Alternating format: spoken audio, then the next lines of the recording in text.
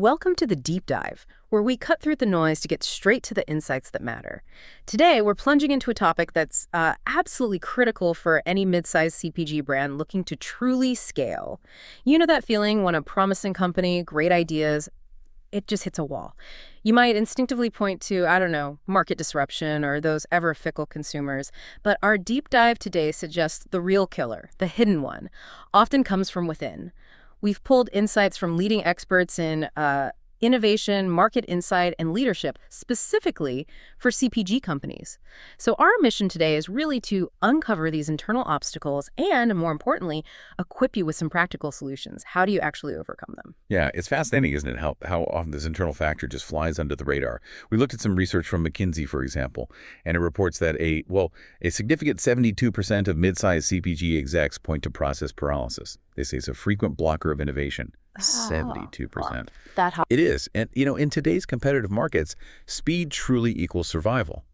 So this kind of internal inertia, it isn't just a minor annoyance. It's a profound growth killer. And this raises a really important question for you listening. What does this process paralysis actually look like day to day? And, how damaging is it really to a brand's potential? Okay, so process paralysis. You mentioned that McKinsey figure. That's striking. Can you paint a maybe more vivid picture for our listeners? Like, what does it actually look like day to day inside a CPG brand? Because I imagine many people are nodding along right now. They recognize the symptoms, but maybe struggle to diagnose the root cause. Absolutely. So what we've seen when analyzing these companies is that your typical innovation journey, it often involves a staggering number of steps. We're talking 10, maybe 15 approval steps. 15. Yeah, often stretched across at least 5 different departments, sort of a classic pattern. Too many gatekeepers, too much delay, just not enough agility. Right. And meanwhile, the market isn't waiting around, is it? There's data from GWI showing Gen Z consumers. They're almost twice as likely as millennials to expect frequent updates. Updates to what, specifically? Packaging, messaging, even the product format itself. They want novelty quickly. Okay, so that's a huge disconnect then. Exactly. Your internal cycles, quarterly, annual planning, they simply can't keep pace with a consumer base that expects speed and, frankly, constant evolution. You used a phrase earlier, pipeline purgatory. That really paints a picture. It almost sounds like a horror story for good ideas. I can practically hear the groans of product managers. Have you ever seen a truly ridiculous example? An idea getting stuck like that? Yes. Unfortunately, more often than you'd think. I recall one brand, they had this brilliant sustainable packaging concept, really innovative for a new snack line. It sat for 18 months. 18 months. Just waiting for final legal review across 3 continents. And what happened? The market shifted. Competitors launched similar things in the meantime. The team was just heartbroken. And this kind of inertia, it doesn't just kill ideas. It leads to talented teams losing motivation. They just get worn down. And meanwhile, those agile challengers, they're seizing market share while you're stuck in neutral. So if you've felt that deep frustration, if you've seen a great idea get bogged down, maybe disappear, you're experiencing the very real cost of this inertia. Yeah, this internal drag, it sounds like a really pervasive issue. But what about the human cost? You mentioned talented teams losing motivation. Does it get to a point where this process paralysis actually starts to erode the whole culture, the innovation culture within a company? It definitely can. It creates cynicism. So how do you fight back against that? This is where I think our deep dive introduces some unexpected heroes. We're talking about mid-level leaders. That's right. You argue they're uniquely positioned, right? Sure. Sitting at that crossroads of strategy and execution. They see where teams stall, but they also understand what leadership is trying to achieve. Exactly. They have visibility upwards and downwards. So that position gives you incredible leverage, potentially, to redesign how work actually flows. But you need, a framework, something to guide you. Absolutely. And that's precisely where the QC2 framework comes in. QC2 stands for Quantum Customer Centricity. It sounds a bit fancy, maybe, but it's designed as a really practical diagnostic tool. Okay. Think of it like this. Your organization's agility. It's influenced by 4 interconnected orbits: company culture, consumer responsiveness, brand governance, and your internal processes. Orbits. Okay. Right. And inertia in one almost always creates drag in the others. They're linked. So QC2 helps you systematically pinpoint which of these orbits are slowing you down. And then it gives you a kind of roadmap to reestablish that dynamic flow. It helps you see the whole system, not just, isolated symptoms. Let's dive into these four orbits then, because it sounds like where the actionable solutions really live. So to kick us off, the company orbit. What's the core issue QC2 identifies here, and how does it suggest we start to shift that internal culture? That seems like a big ask. It can be. Well, the fundamental problem in the company orbit is often this. No one designs for slowness, right? But internal safety measures, Right. risk aversion, it often starts to outweigh consumer responsiveness over time. Okay. Protecting the status quo. Kind of. We've seen it time and again. Research from Bain, for instance, highlights how few companies actually reward rule bending, Right. even when it's clearly for the consumer's benefit. Right. So QC2 addresses this by saying, start small, don't try to boil the ocean, create a fast lane, pick something low risk like a seasonal campaign, maybe simple packaging tweaks. So not the big core product innovation necessarily. Not initially. The insight here isn't just start small, it's identify a precise bottleneck to bypass for a precise low-risk outcome. You want to create a tangible proof point of speed. How do you do that specifically? Empower a cross-functional micro team. Give them direct authority to bypass maybe 3 specific approval steps, our bottlenecks. Then, and this is crucial, celebrate those wins visibly. Culture, as our sources really emphasize, shifts through action, not just memos or posters on the wall. That makes perfect sense. Action, not just words. Okay. So once we're hopefully becoming more responsive internally, how does QC2 help us shorten that crucial insight to action gap? That sounds like where so many CPG brands really stumble. That's the consumer orbit, right? Exactly. And the critical question to ask yourself here is, how long does it really take from getting a new consumer insight to actually acting on it in your organization? Good question. If the answer is over 90 days, you're likely too slow for today's market. Simple as that. 90 days. Okay. So the QC2 approach suggests running an insight sprint. An insight sprint? Yeah, and this isn't just about tracking time passively. The key insight is to set up a dedicated, time-boxed pressure cooker. You get a cross-functional team. They take one emerging consumer trend, let's say, the demand for sustainable packaging, and in just 2 weeks, maybe 3, they have to prototype, test, and gather feedback on a single concept related to that trend. So really focused and fast. Extremely. It forces rapid iteration. It bypasses those usual drawn-out research phases. You build a much faster response loop this way. It's genuinely one of the simplest ways to start breaking through that process paralysis. That sounds like a potential game changer, especially for getting out of that traditional slow market research rut. But okay, if we're moving faster now, how do we make sure we're not, sacrificing brand consistency? That's always a concern. This brand orbit you mentioned talks about flex zones. What exactly does that entail? Yeah, this is a really common concern and a valid one. Often, rigid brand governance can absolutely slow down innovation. We looked at Forrester interviews, for instance, and they revealed some incredibly strict guidelines out there. Things like minor tweaks, color palettes, maybe copy tone adjustments, different packaging formats requiring executive sign-off. For every little thing. Sometimes, yes. And it just bogs everything down. So what's the fix? The solution from QC2 is to introduce these brand flex zones. Think of them as pre-approved spaces where teams have permission for quick experimentation. Exactly. That's the key.